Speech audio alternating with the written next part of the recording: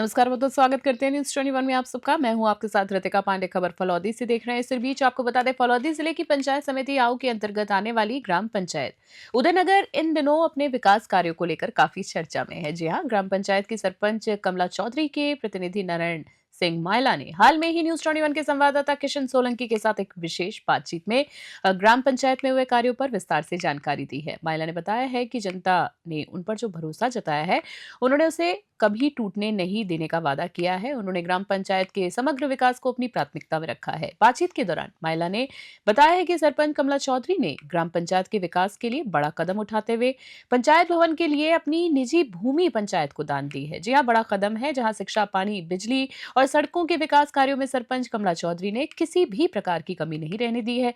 वहीं सरपंच प्रतिनिधि मायला ने कहा है कि सरपंच कमला चौधरी जनता की सेवा में हमेशा तत्पर रहती हैं और आगे भी ग्राम पंचायत को मॉडल पंचायत बनाने के लिए प्रयास करती रहेंगी। तो आइए सुनते हैं ग्राम पंचायत उदयनगर के विकास की कहानी खुद सरपंच प्रतिनिधि नारायण सिंह मायला की जुबानी। कैमरामैन गोवर्धन पवार के साथ न्यूज 21 के लिए संवाददाता किशन सोलंकी की इस खास रिपोर्ट में देखें।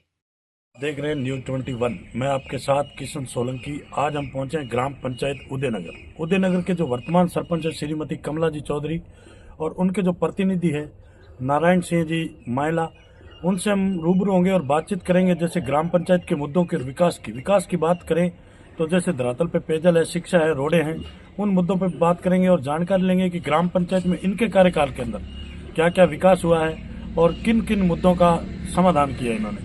तो जैसे बात करें इन कार्यकाल की इनके, तो जैसे इनका जो कार्यकाल है वो लगभग कांग्रेस की सरकार में निकला है और वर्तमान में बात करें तो राजस्थान में भाजपा की सरकार है। तो इनसे जानकारी लेंगे कि कांग्रेस की सरकार में क्या क्या विकास हुआ है ग्राम पंचायत में और भाजपा की सरकार में क्या करने वाले हैं। तो आइए मिलते हैं नारायण सिंह जी। सरपंच साहब नमस्कार। नमस्कार। सरपंच साहब, सबसे पहले तो न्यूज 21 के अंदर आपका बहुत बहुत स्वागत है। धन्यवाद सर जी। तो सरपंच साहब, जैसे बात करेंगे अपन कि आपके राजनीतिक परिचय की कि राजनीति में आप कब से इंटरेस्टेड है? राजनीति में वैसे मैं वैचारिक रूप से तो 1990 में फलौदी पढ़ रहा था जी। उस समय लोकसभा के चुनाव थे। बिल्कुल। उस समय ये आचार संहिता का मामला नहीं था तो हम उनके साथ फिरते और थोड़ा इंटरेस्ट लेते थे। बिल्कुल बिल्कुल। और विधानसभा का चुनाव था, 89 में थे वो लोकसभा के। विधानसभा में मेरा पहला वोट 1990 में लगा जी। उस समय मैंने पहले वोट की शुरुआत कांग्रेस पार्टी से की थी। बिल्कुल बिल्कुल। और पहले मैंने चुनाव लड़ा, वो लड़ा 2000 जी ग्राम पंचायत देनों से। बिल्कुल। तो उस टाइम आप वहाँ फिर आपकी क्या हार जीत क्या हुआ? सरपंच रहे? पहले चुनाव में मैं देनों से सरपंच का चुनाव जीता, त्रिकोणीय मुकाबला था। बिल्कुल। ओबीसी की सीट थी जी। और 27 साल की उम्र में मैंने चुनाव लड़ा और पहले चुनाव में जीत। क्या बात है। गाँव के लोगों की मेहरबानी थी। बिल्कुल बिल्कुल। तो उसके बाद अभी आपने फिर ये चुनाव लड़ा है आपके धर्मपत्नी? नहीं, मेरी बच्ची है। हाँ, बच्ची है। अभी मेरी बच्ची है जी सरपंच। जी। उसने चुनाव लड़ा, ये नई ग्राम पंचायत बनी, जिसमें भी त्रिकोणीय मुकाबला था। बिल्कुल। और 3 उम्मीदवार थे, सामान्य सीट थी। बिल्कुल। और तीनों मेरी गोत्र के थे, मायला। बिल्कुल बिल्कुल। लेकिन जनता की मेहरबानी हुई। बिल्कुल। और 548 वोटर से हम चुनाव जीते। जी जी जी। तो बहुत ही अच्छा, क्योंकि जनता ने इस कार्यकाल के अंदर, क्योंकि आप बहुत लंबे समय से एक कांग्रेस पार्टी के साथ जुड़े हुए हैं और चलते आ रहे हैं, और अब की बार जो आपकी बेटी थी उनको आपने चुनाव मैदान में उतारा और जनता ने अच्छे आपका मान सम्मान रखा। और सामान्य सीट में उतारा, लेडीज सीट नहीं थी। जी जी, सामान्य सीट पे चुनाव लड़ा। सीट में। बिल्कुल, बहुत ही अच्छा। तो जैसे बात करेंगे सरपंच साहब, आप एक शिक्षित हैं, शिक्षित परिवार से एजुकेट हैं और अनुभवी भी हैं, क्योंकि काफ़ी समय से आप राजनीति के अंदर चलते आ रहे हैं। तो अपनी ग्राम पंचायत उदयनगर की बात करें तो शिक्षा का स्तर कैसा है आपके सरपंच बनने के बाद में? उदयनगर में जिस समय मेरी बच्ची सरपंच बनी, बिल्कुल, सितंबर 2020 में, बिल्कुल, उस दिन हमारे इस ग्राम पंचायत में 2 मिडिल स्कूल थी जी, बाकी प्राइमरी, कोई सेकेंडरी स्कूल नहीं थी। बिल्कुल राइट। तो मैंने चुनाव में भी वादा किया था कि भाई अगर आप मौका दोगे बिल्कुल, तो हम शिक्षा के क्षेत्र में पुरजोर काम करेंगे। बिल्कुल। और हमने यहाँ मतलब आज उदयनगर में 3 सीनियर सेकेंडरी स्कूल है। बिल्कुल राइट। इंग्लिश मीडियम है जी, साइंस फैकल्टी भी है यहाँ। बिल्कुल। और 2 स्कूल तो है या अपने हिंदी मीडियम की, बिल्कुल। और एक इंग्लिश मीडियम की है, बाकी प्राइमरी स्कूल। जी जी। तो शिक्षा के क्षेत्र में बहुत अच्छा काम हुआ उदयनगर में। जी, ये शिक्षा का हब बनने जा रहा है। और आज के टाइम बिल्कुल, हर कंपटीशन या हर भर्ती में उदयनगर का कोई न कोई आदमी जरूर जाता है। बिल्कुल। बहुत ही अच्छी बात है कि शिक्षा पे इन्होंने स्टार्टिंग से भी लोगों से वादे भी किए थे कि भाई शिक्षा पे अच्छा यानी कि पुरजोर प्रयास करूंगा मैं कि शिक्षा को बढ़ावा देना, और बढ़ावा दिया भी है और शिक्षा के क्षेत्र में इन्होंने अच्छा काम किया है, तो बहुत ही अच्छी बात है।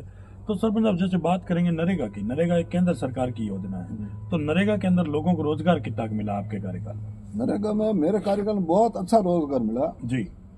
कई दिन तो यहाँ मतलब हर पंखवाड़े 500 700 की लेबर चल रही थी, बिल्कुल। और लोगों को अच्छा रोजगार मिल रहा था।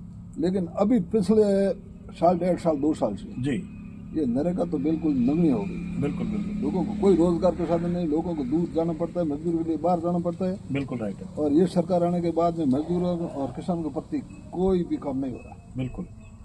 तो जैसे बात करेंगे सरपंच साहब नरेगा की, नरेगा के अंदर पक्के और कच्चे वर्ग का जो माल मटेरियल का बजट है वो समय पर नहीं आने के कारण आज ग्राम पंचायतों में विकास की गति है वो बिल्कुल ठप पड़ी, क्योंकि हम आपके और भी जनप्रतिनिधि साथी हैं उनसे भी मिले हैं, तो उसमें आपकी क्या राय है? पेमेंट तो आ ही नहीं रहे, नरेगा का मटेरियल का पेमेंट नहीं आ रहा है, इसी वजह से गांव के विकास के कार्य रुके पड़े। बिल्कुल बिल्कुल बिल्कुल। पिछले 2-2.5 साल से पेमेंट नहीं आ रहा है जी। और ये सरकार बनने के बाद में बिल्कुल आ ही नहीं रहा है, क्या हुआ क्या नहीं हुआ। बिल्कुल। तो जैसे बात करें अभी आपने जैसे बताया कि भी ये सरकार भाजपा की सरकार बनने के बाद में आ ही नहीं रहा है बजट, तो जैसे केंद्र की बात करें तो वहाँ भी भाजपा की है और स्टेट की बात करें तो यहाँ भी भाजपा है, तो डबल इंजन की सरकार बताई जा रही है। तो डबल इंजन की सरकार होते हुए भी विकास नहीं हो रहा, तो क्या कहना चाहेंगे आप? ये डबल इंजन की केवल नाम मात्र की है जी। ये विकास के नाम पे तो जीरो है। बिल्कुल। पहले क्या नरेगा में 100 दिन गारंटी रोजगार था। बिल्कुल राइट है। और अगला पंखवाड़ा पूरा होता है उससे पहले पीछे पंखवाड़े का पेमेंट आ जाता था। बिल्कुल। अब कच्चे काम तो रहे नहीं, पक्के काम जो है नरेगा में बिल्कुल राइट, उनके भी 3-3 महीने तक लेबर का पेमेंट आता नहीं जी। ऐसी दुर्दशा है नरेगा की। बिल्कुल। तो जैसे सरपंच साहब अपन बात करेंगे एक और अभी बहुत बड़ा प्रोजेक्ट चल रहा है कि केंद्र सरकार और स्टेट गवर्नमेंट का दोनों का, उसमें भी 60-40 का रेशा है। तो जैसे बात करेंगे जल जीवन मिशन योजना की, क्योंकि प्रत्येक ग्राम पंचायत के अंदर जल जीवन मिशन के तहत लगभग 2-2, 3-3 करोड़ का यानी कि प्रोजेक्ट है कि पाइपलाइन घर घर नल योजना। तो अपनी ग्राम पंचायत की क्या स्थिति है? अपने ग्राम पंचायत की ये तो बहुत धीमी गति से काम चल रहा है। ग्राम पंचायत कई घर तो छोड़ दिए, बिल्कुल। वो बता रहे हैं कि अब हमारे सर्वे में नहीं है, तो सर्वे करता कौन है? बिल्कुल राइट है। अरे गवर्नमेंट बॉडी करती है, बिल्कुल। तो वो पीछे छोड़े क्यों है? बिल्कुल। कई बार हमने पंचायत समिति की मीटिंग में भी मुद्दे उठाए जी, लेकिन कोई उसके प्रति कोई प्रोग्रेस नहीं हुई। बिल्कुल राइट। पाइप बुरे थे, कुछ लगे, सभी घरों में लगे नहीं अभी तक भी, और काम बहुत धीमी गति से है। और मेरे को ये लग रहा है कि इस सरकार से ये काम होना भी नहीं। बिल्कुल। तो जैसे सरपंच आप बात करेंगे अपन भाई इस कार्यकाल की, इस क्योंकि आपका जो कार्यकाल है लगभग कांग्रेस की सरकार में निकला है और वर्तमान में राजस्थान में भाजपा की सरकार है, तो जैसे अभी आपके जो जनप्रतिनिधि साथी है सभी के जैसे हम सुझाव ले रहे हैं, तो उनका मानना यही है कि भाई हर आदमी, हर व्यक्ति, हर जनप्रतिनिधि यही कह रहा है कि विकास नहीं हो रहा है। एक बात है भाई, काम नहीं हो रहा, बजट नहीं आ रहा है। तो जैसे अभी आगे फिर चुनाव आ रहे हैं नेक्स्ट में पंचायती राज, तो क्योंकि आप जब चुनाव लड़े थे उस टाइम आप लोगों ने कि बहुत बड़े बड़े वादे किए थे लोगों से कि भी हम ये करवाएंगे, जनता के हित में ये करेंगे, लेकिन कहीं न कहीं बजट के अभाव के कारण आप उन वादों पे खरा नहीं उतर पा रहे हैं। और आगे भी आज चुनाव आ रहे हैं तो उनमें भी बहुत यूँ डिफिकल्ट रहेगा कि चुनाव लड़ना हर आदमी के बस की बात नहीं रहेगी। तो इसमें आप क्या कहेंगे? इसमें काम तो हो नहीं रहा है, लोग तो सरपंच का चुनाव तो लड़े लेकिन पेमेंट नहीं आएगा तो कैसे विकास होगा? बिल्कुल राइट बात है। सरकार तो पेमेंट दे नहीं रही है, फिर भी पक्के काम ठीक कोई मजबूत जी, फाइनेंशियली मजबूत सरपंच है वो तो चलो करवा देंगे। बिल्कुल राइट। लेकिन आज के टाइम आरक्षण से पंचायत है, गरीब सरपंच भी बनते ही है, बिल्कुल बिल्कुल, तो वहाँ तो बिल्कुल भी वो पंचायत पूरी पिछड़ेगी। बिल्कुल बिल्कुल। तो जैसे जब ना बात करें अपन इस क्षेत्र की, अपने क्षेत्र के अंदर, क्योंकि आप एक भाई बहुत लंबे समय से एक समाज सेवी रहे हैं, लोगों से जुड़ाव भी रहा आपका, तो जैसे बात करें अपने इस यहाँ की, तो इसके अंदर क्या है, अपने समाज के अंदर आज भी कई प्रकार की कुप्रथाएं चलती है, जैसे दहेज प्रथा, मरती भोज की प्रथाएं। और बात करें नशे की, तो नशे की प्रवृत्ति बहुत बुरी तरीके से फैलती जा रही है। तो इसमें भी आपने कभी अपनी ग्राम पंचायत में कोई संज्ञान लिया, कोई टीम गठित की या किसी से बैठ के सुझाव किया, ऐसा कुछ? इस नशे के बारे में हमने बहुत बड़ा निर्णय लिया है जी, कि आज से लगभग 1.5 साल पहले बिल्कुल हमने यहाँ एक मीटिंग की जी, पूरे समाज की। बिल्कुल राइट। और ये जो कोई भी प्रोग्राम होता है, बिल्कुल शादी ब्याह वगैरह या मती भोज में, बिल्कुल तो हमने उसमें नशे पे पूरा प्रतिबंध लगाया। अफीम वगैरह या बीड़ी सिगरेट इस पे पूरा प्रतिबंध लगा रखा है। जी राइट। ठीक है। और यह कोई तरह का नशा नहीं होता, कैसा भी आयोजन हो, बिल्कुल चाहे जन्म का उत्सव हो, चाहे ब्याह शादी हो, बिल्कुल। हमारे यहाँ अफीम डोडे और बीड़ी बिल्कुल हमने बंद कर रखी। बिल्कुल बिल्कुल ये प्रयास हमने किया है जी। मिल के गाँव के लोगों ने। बहुत ही अच्छा है। तो ये थी हमारी खास मुलाकात जो उदयनगर ग्राम पंचायत के सरपंच प्रतिनिधि है उनसे, और न्यूज़ 21 के अंदर जो इन्होंने हमें समय दिया इसके लिए बहुत बहुत धन्यवाद आपका। धन्यवाद जी।